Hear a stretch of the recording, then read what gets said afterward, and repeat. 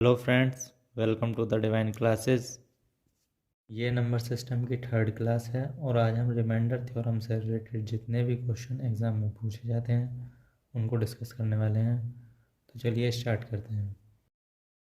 आज का हमारा टॉपिक है रिमाइंडर थ्योरम। जैसे इसके नाम से शो हो रहा है रिमाइंडर, तो रिमाइंडर थ्योरम का यूज़ बेसिकली रिमाइंडर निकालने के लिए किया जाता है और रिमाइंडर हमारा तभी निकलता है जब हम डिवाइड करते हैं।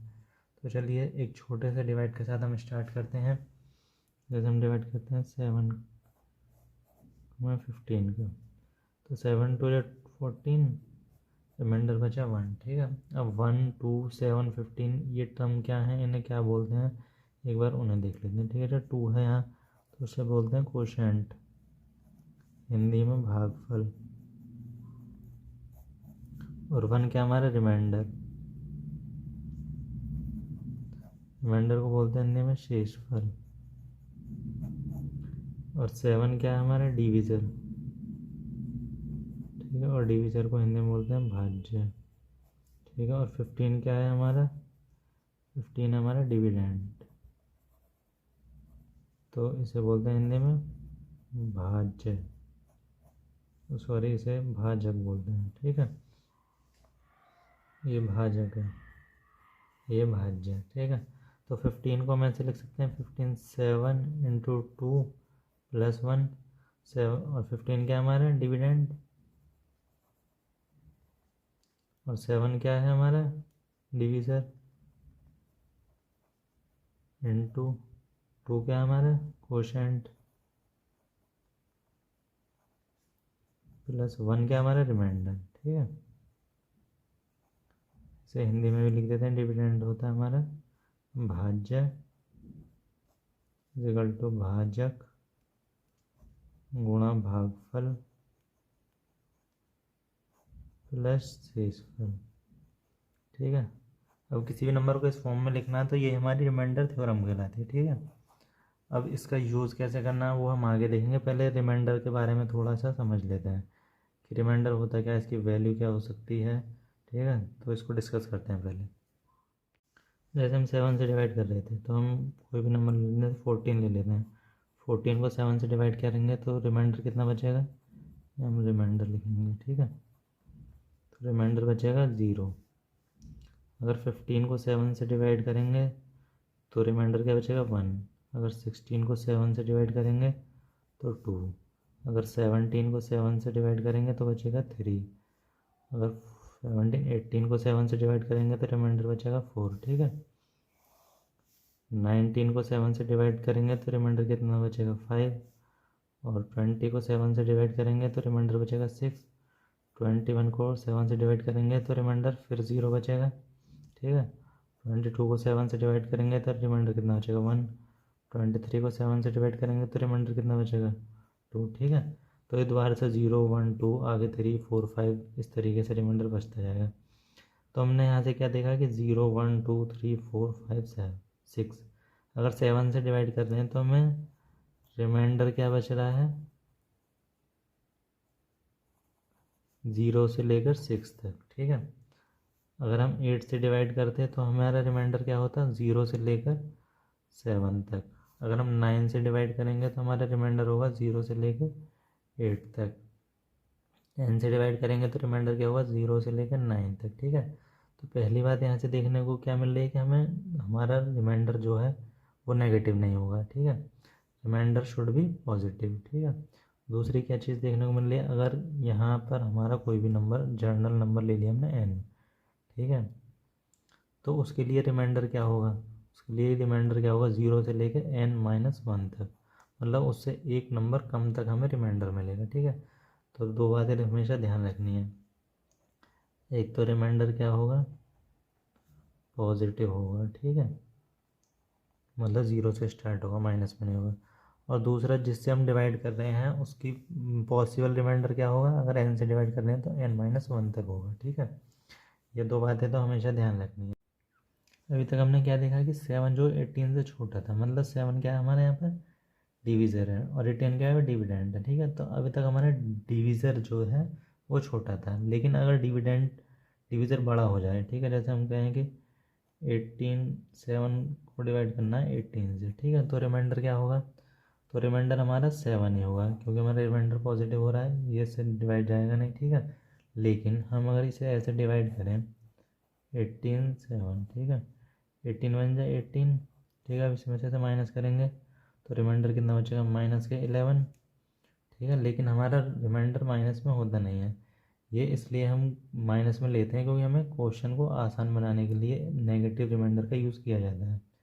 लेकिन जब भी हम फाइनल आंसर टिक करेंगे तो उसमें पॉजिटिव रिमाइंडर चाहिए हमें, ठीक है। और रिमाइंडर पॉजिटिव ही सही आंसर होगा, ठीक है। लेकिन अब यहाँ नेगेटिव आ गया, अब नेगेटिव को इसमें चेंज करना हमें पॉजिटिव में, तो क्या कैसे करेंगे, जैसे हमने डिवाइड किया डिविजर को ऐड कर देंगे रिमाइंडर में, ठीक है। ये हो जाएगा 18 -11, तो 7 आ जाएगा, मतलब हमारा पॉजिटिव इंटीजर में कन्वर्ट हो जाएगा, ठीक है।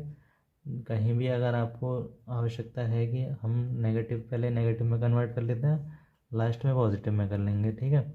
तो आप क्वेश्चन की आसान बनाने के लिए ऐसा कर सकते हैं, लेकिन लास्ट में उसे पॉजिटिव रिमाइंडर में कन्वर्ट करके आंसर लिखना है, ठीक है। आपको ये चीज़ भी ध्यान रखनी है, ठीक है। ये तो हमारा है ही कि पॉजिटिव इंटीजर होगा, लेकिन नेगेटिव इंटीजर रिमाइंडर का यूज़ हम कर सकते हैं, लेकिन जो आंसर लिखेंगे वो हमेशा पॉजिटिव रिमाइंडर में लिखेंगे, ठीक है। तो एक चीज़ यहाँ से आपको ये देखने को मिल गई। अभी तक हमने देखा कि रिमाइंडर थ्योरम होती क्या है, उसके बाद हमने देखा कि रिमाइंडर जो होता है उसकी वैल्यू क्या हो सकती है, और नेगेटिव रिमाइंडर का यूज़ हमें कैसे करना है, और नेगेटिव इंटीजर को पॉजिटिव इंटीजर में कन्वर्ट कैसे करना है, ये सब हमने देख लिया, ठीक है। अब देखेंगे हम रिमाइंडर थ्योरम के एप्लीकेशन, मतलब उनका यूज़ हम कैसे करते हैं रिमाइंडर निकालने के लिए, ठीक है। तो बहुत ही सिंपल क्वेश्चन से स्टार्ट करते हैं, बिल्कुल बेसिक से। जैसे हम कोई भी नंबर डिवाइड करते हैं, 27 है, ठीक है, तो 13 से डिवाइड करते हैं, तो इसका हमें पता है रिमाइंडर कितना आएगा, ये हम डिवाइड करके देख लेते हैं। 27 13, ठीक है, 13 टू 26, रिमाइंडर बचा 1, ठीक है। अब हम 27/13 को ऐसे भी लिख सकते हैं, 13 + 14 27 को, नीचे 13 ऐसे रहने दिया, ठीक है। अब हम 13 का 13 में डिवाइड करेंगे, या ऐसे ऐसे अलग अलग समझ लेते हैं। थर्ड ये प्लस में है तो इसके अपॉन वाली वैल्यू अलग अलग लिख सकते हैं, ठीक है। 13 का 13 में डिवाइड करेंगे तो रिमाइंडर बचेगा 0, और 14 में डिवाइड करेंगे तो रिमाइंडर बचेगा 1, तो रिमाइंडर क्या आ जाएगा हमारा 1, ठीक है। ये तो था सिंपल तरीका, लेकिन हमें थोड़ा सा स्मार्ट वर्क करना है। 13 + 14/13, ठीक है। तो हम यहाँ से डायरेक्ट लेंगे, 13 को 13 से डिवाइड करेंगे रिमाइंडर 0, 13 को 14 से डिवाइड करेंगे रिमाइंडर 1, ठीक है। अब जो रिमाइंडर आए उन दोनों को ऐड कर देना, क्योंकि बीच में हमारा प्लस साइन है, तो हमें प्लस करना +1/13, ठीक है। अब 13 से छोटा 1, तो रिमाइंडर हमारा 1 ही हो जाएगा, ठीक है। और हमने डिवाइड करके देखा तब भी रिमाइंडर 1 ही था, ठीक है। ये तो बहुत आसानी से तो हम वैसे भी कर सकते हैं, लेकिन बड़े बड़े क्वेश्चनों में हमें इसका यूज़ करना है, तो हमें इस बात को ध्यान रखना है कि प्लस में होगा तो रिमाइंडर को भी ऐड कर देंगे, ठीक है। अगर ये रिमाइंडर ज़्यादा आता हमारा डिवीज़र से, मतलब 13 से, तो इसको दोबारा डिवाइड करते और जो रिमाइंडर बचता उसको रिमाइंडर लिखते, ठीक है। जैसे कोई क्वेश्चन और देख लेते हैं, ये 38, ठीक है, तो इसको लिख लेंगे हम 13, तो इसको लिख सकते हैं हम 26 + 12, ठीक है, 13 से 26 का रिमाइंडर 0, लेकिन 13 का डिवाइड करेंगे 12 में, तो इतना छोटा है तो रिमाइंडर यही हो जाएगा, ठीक है, ये 12/13, ठीक है। तो ये इतना का इतना ही रहेगा, ठीक है, तो 12 हो जाएगा रिमाइंडर, ठीक है। अभी जो हमने देखा उसे एक एग्जांपल की हेल्प से देखते हैं और ज़्यादा क्लियर होगा, ठीक है। Factorial 1 factorial 2 + factorial 3 + factorial 4 + up two factorial 100 तक, ठीक है। इसको डिवाइड करना है 24 से और बताना है कि रिमाइंडर कितना आएगा, ठीक है। हमें इसमें रिमाइंडर फाइंड आउट करना है, ठीक है। पहले फैक्टोरियल के बारे में बता देता हूँ मैं आपको। फैक्टोरियल 1 की वैल्यू होती है 1, फैक्टोरियल 2 की वैल्यू होती है 2 × 1, तो इसकी वैल्यू हो जाएगी 2, फैक्टोरियल 3 की वैल्यू हो जाएगी 3 × 2 × 1, तो इसकी वैल्यू हो जाएगी 6, फैक्टोरियल 4 की वैल्यू हो जाएगी 4 × 3 × 2 × 1 = 24, 5 की वैल्यू हो जाएगी 5 इंटू 4 इंटू 3 इंटू 2 इंटू 1, तो इसकी वैल्यू हो जाएगी 120। ठीक है, तो हमें फैक्टोरियल इस तरीके से खोलना है कि जैसे 5 का खोलिए तो 5 इंटू 4 इंटू 3 इंटू 1। ठीक है, 6 का खोलेंगे तो 6 into 5 into 4 into 3 into 2 into 1। ठीक है, जो भी नंबर दिया हुआ है, ठीक है, हमारा ये जो भी निकालेंगे इंटीजर होगा फैक्टोरियल में, तो उसकी वैल्यू मल्टीप्लाई करते रहना और 1 तक मल्टीप्लाई करनी है। ठीक है, हम 24 को डिवाइड करेंगे फैक्टोरियल 1, 24 से डिवाइड करेंगे फैक्टोरियल 1 में। ठीक है, फैक्टोरियल 1 की वैल्यू 1 होती है, तो रिमाइंडर यहाँ तो 1 बच जाएगा। ठीक है, 2 से डिवाइड करेंगे फैक्टोरियल 2 की वैल्यू 2, तो यहाँ भी रिमाइंडर 2 बच जाएगा। फैक्टोरियल 3 की वैल्यू 6, तो यहाँ भी रिमाइंडर 6 बच जाएगा क्योंकि छोड़ने सब। फैक्टोरियल 4 की वैल्यू होती है 24। ठीक है, 24 को 24 से डिवाइड करेंगे तो रिमाइंडर कितना बचेगा 0। ठीक है, इसके बाद आएगा 5। ठीक है, 5 में भी ये वैल्यू आ रही है 5 इंटू 3 इंटू 4, इसकी वैल्यू 24 होती है, तो 24 से 24 कैंसिल, उसकी वैल्यू भी 0 आ जाएगी, रिमाइंडर सॉरी। फिर आएगा फैक्टोरियल 6, तो फैक्टोरियल 6 में भी ये वैल्यू आएगी, तो वहाँ भी रिमाइंडर 0। फैक्टोरियल 7 में भी ये वैल्यू आएगी, बस आगे और आधा चला जाएगा 7 इंटू 6 इंटू 5, लेकिन ये तो आएगा ही फैक्टोरियल 4 से आने वाले सभी नंबर्स के फैक्टोरियल में, इतनी वैल्यू तो सब में आएगी। ठीक है, तो आगे सब की वैल्यू रिमाइंडर हो जाएगा 0। ठीक है, 100 तक। अब सबको ऐड कर देंगे तो 1 + 2 + 6, बाकी तो 0 0 है। ठीक है, अपॉन 24, तो हो जाएगा 6 इंटू 2 8 और 1 9 अपॉन 24। ठीक है, तो रिमाइंडर की वैल्यू कितनी हो जाएगी 9। ठीक है, तो इस तरीके से आप कर सकते हैं। ठीक है, एक और क्वेश्चन लेते हैं, उस मल्टीप्लाई वाला लेंगे तो प्लस वाला था। ठीक है, जैसे हम 85 into 87 into 89 into 91 into 95 into 96। ठीक है, इसको हमें 100 से डिवाइड करना और रिमाइंडर बताना है। ठीक है, तो ये तो सिंपल क्वेश्चन है, इसको तो हम बिना रिमाइंडर थ्योरम के भी कर सकते हैं। कैसे? ठीक है, इसको 94 को हम लिख सकते हैं 24 इंटू 4, 24 4 से 96 होता है। ठीक है, हमारा 95 को लिख लेंगे 19 इंटू 5, और किसी को ब्रेक कर सकते हैं, इसको ब्रेक कर सकते हैं 85 को, तो 85 को हो जाएगा 17 इंटू 5। ठीक है, अब इसका ये 5, इसका ये 5 और इसका 4। ठीक है, इन तीनों की मल्टीप्लाई करेंगे तो कितना आ जाएगा। ठीक है, इसको पहले लिख लेते हैं तो जैसे कन्फ्यूज़न ना हो। 85 के लिए लिख लेंगे 17 इंटू 5। ठीक है, 5 को लास्ट में लिख लेते हैं, फिर 87 89 91 95 का 19 ये और 5 ये, 96 का 24 ये रहा और 4 इसका ये रहा। ठीक है, अपॉन 100। तो इस पूरे की वैल्यू कितनी है 5 इंटू 5 25, 25 4 से 100। ठीक है, 100 का 100 में डिवाइड करेंगे तो 0। ठीक है, ये तो 100 से छोटे हैं सभी नंबर, तो इनका रिमाइंडर जो बचेगा वो तो यही नंबर बचेंगे, लेकिन जब इन नंबरों में हम 0 की मल्टीप्लाई करेंगे तो सब 0 हो जाएगा। ठीक है, 0 अपॉन 100, तो रिमाइंडर कितना आ जाएगा 0।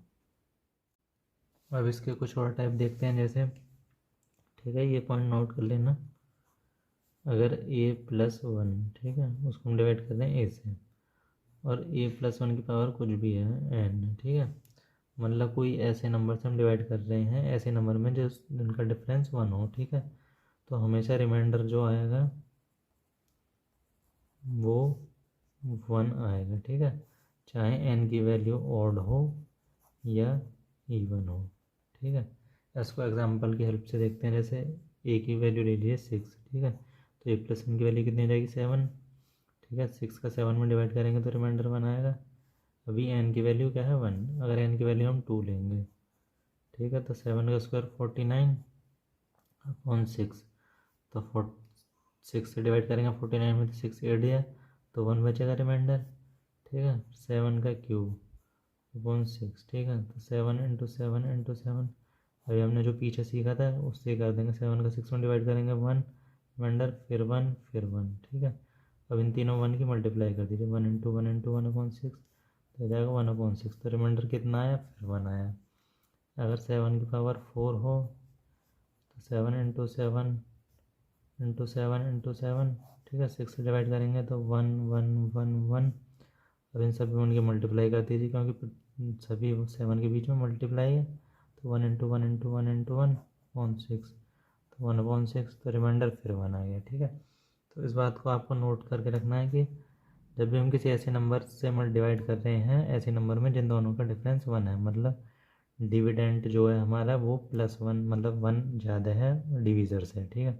तो हमेशा रिमाइंडर 1 आएगा, चाहे डिविडेंट की पावर कुछ भी हो, ठीक है। इस बात को नोट कर लीजिए। अभी हमने क्या देखा कि डिविडेंड बड़ा था हमारा, ठीक है, लेकिन अगर डिविज़र बड़ा हो, इस बार हमने a+1 ले लिया और a ऊपर ले लिया, ठीक है। हमें a+1 से a में डिवाइड करना है और a की पावर कुछ भी हो सकती है, ठीक है। तब हमें बताना है कि रिमाइंडर क्या होगा, ठीक है। जैसे कोई भी नंबर ले लेते हैं कि n रिमाइंडर, n अगर ऑड हो तब क्या होगा, n अगर इवन हो तो रिमाइंडर क्या होगा, ठीक है। तो पहले एग्जांपल से समझ लेते हैं तो आपको ज़्यादा क्लियर रहेगा और याद भी रहेगा, ठीक है। जैसे 7 ले लिया, इस बार 6 ऊपर ले लिया, ठीक है। अब 6 की पावर यहाँ 1 है, 1 मतलब ऑड है।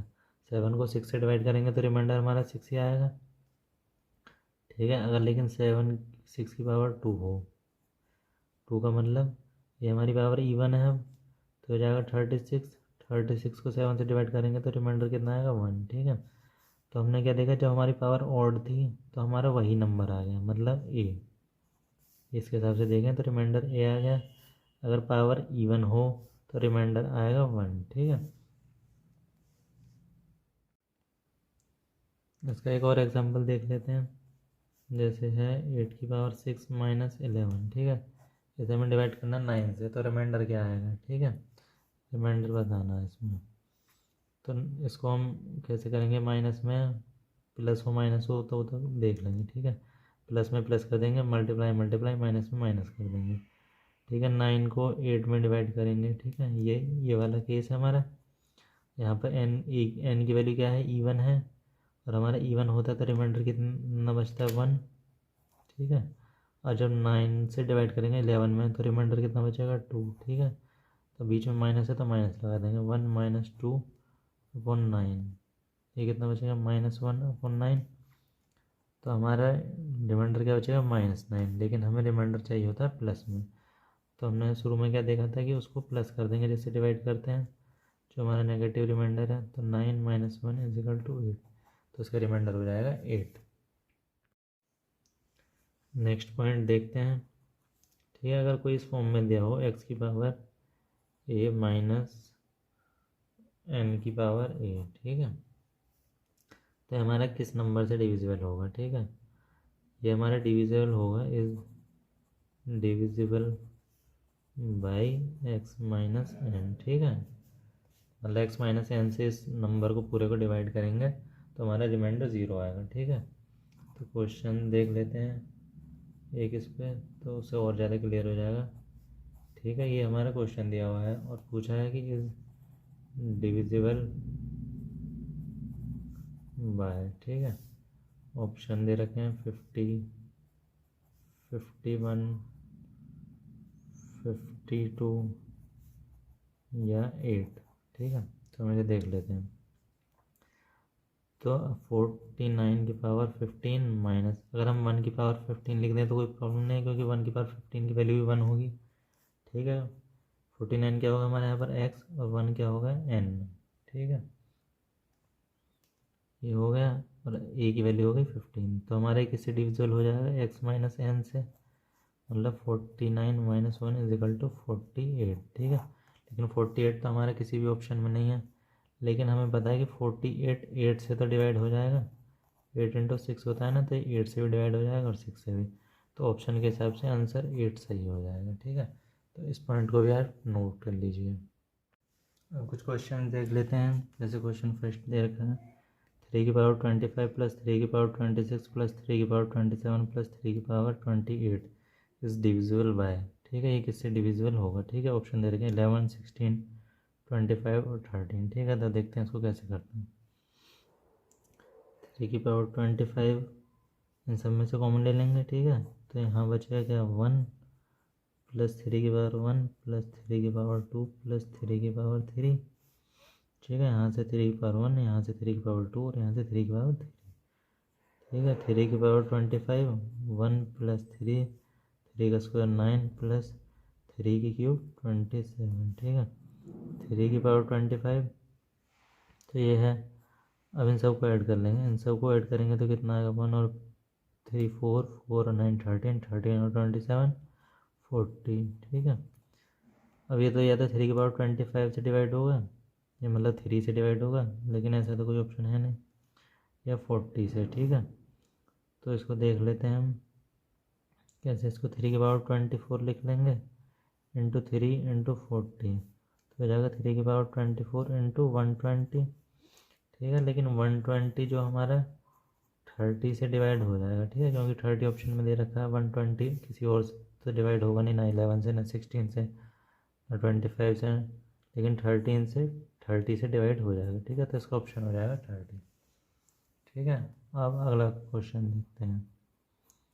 7 की power 19 plus 2 is divided by 6। ठीक है। इसको डिवाइड करना 6 है, देन रिमाइंडर इज, तो रिमाइंडर बताना है। 7 की पावर 19 प्लस 2 इसे डिवाइड करना 6 है। ठीक है। अभी 6 हमारा 7 से 1 ज़्यादा है, तो हम एक डिफरेंस वाली प्रॉपर्टी लगाएंगे कि जब डिफरेंस 1 हो। ठीक है। डिफरेंस 1 हो, यहाँ से 1 ज़्यादा है, तो इसकी पावर कुछ भी हो। ठीक है। 6 से जब डिवाइड करेंगे 7 को, तो रिमाइंडर हमेशा 1 आएगा, लेकिन जब 2 को डिवाइड करेंगे तो रिमाइंडर 2 आएगा। तो ठीक है, बीच में प्लस है तो रिमाइंडर को भी ऐड कर देंगे, तो 1 + 2/6, तो ये जाएगा 3/6, और 6 3 से छोटा है तो इसमें डिवाइड जाएगा नहीं, तो इसका रिमाइंडर हो जाएगा 3। नेक्स्ट क्वेश्चन देखते हैं। ठीक है। ये क्वेश्चन दिया हुआ हमारा, a number when divided by 192 gives a remainder 54। ठीक है। कोई नंबर है हमारा z। ठीक है। उसको 192 से डिवाइड करने पर वो रिमाइंडर हमारा कितना दे रहा है, 54। ठीक है। What remainder would be obtained on dividing the same number by 16। ठीक है। सेम नंबर मतलब z को 16 से डिवाइड करने पर रिमाइंडर क्या मिलेगा, हमसे ये पूछा गया। ठीक है। तो मान लेते हैं डिविजर को, मान लेते हैं x। ठीक है। तो z को ऐसे लिख सकते हैं 192 इंटू एक्स प्लस 54। ठीक है। वो हमारा नंबर है। अब हमें 16 से डिवाइड करना है और रिमाइंडर बताना है। ठीक है। अब जब हम एक्स तो एक्स की वैल्यू पता नहीं, हमने मान लिया एक्स से डिवाइड, 16 से एक्स को डिवाइड करेंगे तो रिमाइंडर एक्स ही आ जाएगा। ठीक है। अब 192 को हम 16 से डिवाइड करेंगे तो रिमाइंडर कितना आएगा, 16 1 जा 16, 3 2, 16 हो 32। ठीक है। तो रिमाइंडर हमारा 0, तो 0। अब 54 को देखेंगे तो 16 3 जा 48, रिमाइंडर बचेगा 6। ठीक है। रिमाइंडर 6, और 0 के मल्टीप्लाई कर देंगे एक्स में, क्योंकि ये दोनों नंबर भी मल्टीप्लाई में थे, तो 0 आ जाएगा, प्लस ये वाला 6 आ जाएगा क्योंकि प्लस में था, अपॉन 16। तो 6/16, और 16 तो बड़ा हमारा डिविज़र बड़ा है, तो रिमाइंडर हमारा वही हो जाएगा। ठीक है। तो मतलब रिमाइंडर हमारा 6 हो जाएगा, इसका आंसर हो जाएगा 6। नेक्स्ट क्वेश्चन देखते हैं। ठीक है। क्वेश्चन दिया हमारे, when n is divisible by 5। ठीक है। n को हम डिवाइड कर रहे हैं 5 से, द रिमाइंडर इज़ 2। ठीक है। तो हमारा 2 क्या मिल रहा है, remainder. What is the remainder when n square is divided by 5। ठीक है। तो हमें बताना क्या है, n स्क्वायर को डिवाइड करना 5 से, तो रिमाइंडर हमारा क्या आएगा। ठीक है। तो n स्क्वायर को लिख सकते हैं n इंटू n अपॉन 5। अगर हम n को डिवाइड करेंगे 5 से, तो हमारा दिया हुआ रिमाइंडर कितना आएगा, 2। इस n को करेंगे तब भी 2 आएगा। ठीक है। तो इन दोनों को मल्टीप्लाई कर देंगे, 2 इंटू 2 4/5। ठीक है। तो 4 हमारा 5 से तो छोटा है, तो हमारा 4 ही रिमाइंडर हो जाएगा। ठीक है। इसका आंसर 4 हो जाएगा। नेक्स्ट क्वेश्चन हमारा, द रिमाइंडर व्हेन 3 की पावर 21 इज़ डिवाइडेड बाय 5। ठीक है।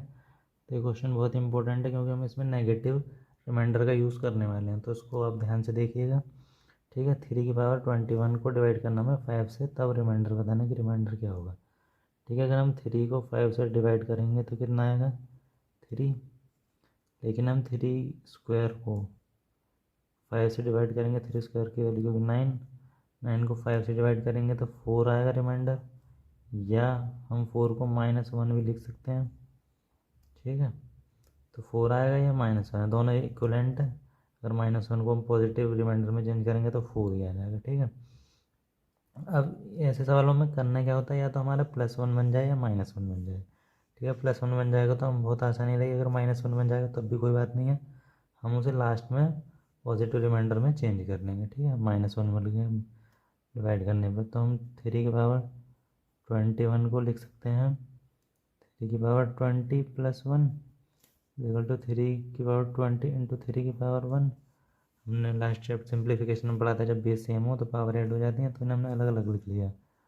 तो 3 की पावर 20 को ऐसे लिख सकते हैं 3 का स्क्वायर इंटू 10 इंटू 3, ठीक है। अब ये 3 की पावर 20 यही, बस हमने थोड़ा सा सिंप्लीफाई करके लिख लिया, ठीक है। अब हमें डिवाइड करना 5 से, ठीक है। 3 स्क्वायर को हम डिवाइड करेंगे 5 से तो रिमाइंडर कितना आएगा -1। अभी हमने यहाँ से देखा, और जब 5 को डिवाइड करेंगे, वो सॉरी 3 को डिवाइड करेंगे 5 से तो रिमाइंडर हमारा 3 बचेगा, क्योंकि 3 छोटा है। तो ये आ गया -1 और इसकी पावर थी 10, ठीक है, इंटू 3/5। अब -1 की पावर 10 मतलब ये इवन नंबर है, जब इवन नंबर किसी की पावर हो माइनस की तो पॉजिटिव हो जाएगा, और 1 की कितनी भी पावर हो हमेशा 1 ही रहेगा, ठीक है। तो इसकी वैल्यू 1 आ जाएगी, 1 इंटू 3/5 इज इक्वल टू 3/5। अब 3 जो हमारा 5 से छोटा है तो हमारा रिमाइंडर यही हो जाएगा, तो इसकी वैल्यू हो जाएगी 3, ठीक है। नेक्स्ट क्वेश्चन है find the zero in factorial 100, ठीक है। फैक्टोरियल 100 के अंदर कितने ज़ीरो आएंगी वो बताना हमें, ठीक है। तो फैक्टोरियल 100 को कैसे लिख सकते हैं, 100 into 99 into 98 into 97 into 96 up to 3 into 2 into 1, ठीक है। 1 तक लिखना है, लेकिन अब इन सब की मल्टीप्लाई करने में तो बहुत सारा टाइम लगेगा, और शायद ये हम इस तरीके से निकाल भी नहीं पाएंगे, ठीक है। तो इसका एक तरीका होता है, वो मैं आपको बता रहा हूँ, ठीक है। जैसे कोई नंबर है n फैक्टोरियल में दिया हुआ है, ठीक है, फैक्टोरियल वाले के लिए ही एप्लीकेबल है। फैक्टोरियल एल में हमें नंबर ऑफ ज़ीरोज़ निकालनी है, ठीक है, नंबर ऑफ ज़ीरोज़।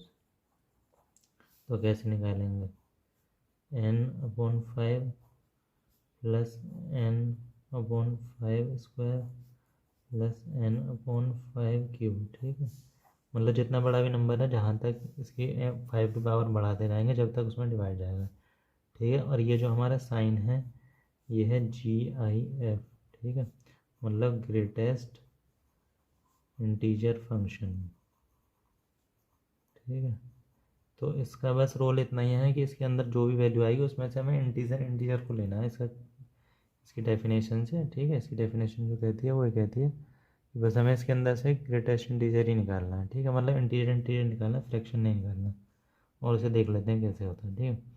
जैसे n की वैल्यू हमें क्वेश्चन में कितनी दी है, 100/5 प्लस 100/25 5 का स्क्वायर प्लस 100/125, ठीक है। अब तो ज़्यादा हो गया, इससे आगे भी चला जाएगा, ठीक है।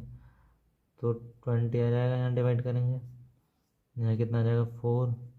जब इसमें डिवाइड करेंगे तो हमारा डिवीज़र बड़ा है, डिविडेंड छोटा है, तो 0 पॉइंट समथिंग समथिंग आएगा, ठीक है। तो इसमें से तो पॉइंट में तो कुछ है नहीं, सिर्फ इंटीजर ही है 20, तो 20 बाहर आ जाएगा, इसमें से 4 बाहर आ जाएगा, ठीक है। इसमें से 0 पॉइंट कुछ होगा, मतलब कुछ समथिंग जो भी, तो उसको 0 ले लेंगे, जो पॉइंट वाला पार्ट है उसको नहीं लेंगे, ठीक है। आगे भी सब 0 ही आएंगे, ठीक है। तो ये हो जाएगा 24, मतलब फैक्टोरियल 100 में 24 ज़ीरोज़ होंगी। 100 की जगह दिया हुआ होता कि फैक्टोरियल 37 में नंबर ऑफ ज़ीरोज़ बताओ, तो हम कैसे निकालते, वही काम करते, 37/5 प्लस 37/5 का स्क्वायर, ठीक है। जब 5 का क्यूब करेंगे तो वो 37 से ज़्यादा आएगा, तो बाकी सब तो 0 0 आएगा, ठीक है। अब 5 का 37 में डिवाइड करेंगे तो कितना आएगा, 5 7 जा 35, तो 7.4 प्लस, और इसके जो आएगा 25 का डिवाइड करेंगे तो 25 बन जाए 25 12, तो 0 तो 8 4, ठीक है, 1.4 समथिंग आएगा, ठीक है। बाकी तो 0 हो ही गया। अब यहाँ पे समझना हमें ग्रेटेस्ट इंटीजर का फंक्शन, क्योंकि यहाँ तो सिर्फ इंटीजर आए थे तो हमें समझ नहीं पाए थे उस चीज़ को। तो यहाँ से ग्रेटेस्ट इंटीजर, ठीक है, तो हमारा 7 + 0.4 लिख सकते हैं इसे हम, प्लस इसे लिख सकते हैं 1 + 0.4, ठीक है। तो यहाँ देखेंगे इंटीजर क्या है ग्रेटेस्ट वाला, ग्रेटेस्ट इंटीजर हमारे यहाँ 4 है, क्योंकि 0.4 जो हमारा डेसिमल है, या इसे हम फ्रैक्शन में कन्वर्ट कर सकते हैं, ठीक है। तो ये हमारा इंटीजर नहीं है, ये भी हमारा इंटीजर नहीं है, तो यहाँ से क्या निकलेगा 7 बाहर, यहाँ से क्या निकलेगा 1 बाहर, तो ये आ जाएगा 8, ठीक है। तो फैक्टोरियल 37 में 8 जीरोस होंगी, ठीक है। तो आप जीरोस निकालना भी सीख गए होंगे, और ग्रेटेस्ट इंटीजर फंक्शन काम कैसे करता है ये भी आपने सीख लिया, ठीक है। तो रिमाइंडर थ्योरम के जितने भी एप्लीकेशन थे, मतलब जिस तरीके से उसे यूज़ करते हैं, वो हमने सीख लिया। उस पर एक एक दो क्वेश्चन भी कर लिए। अब आप इन क्वेश्चन को दोबारा कर सकते हैं, और जब इसकी प्रैक्टिस क्लास होगी तो हम इसमें और क्वेश्चन करेंगे, जिससे आपके कॉन्सेप्ट और क्लियर हो पाए। Thank you.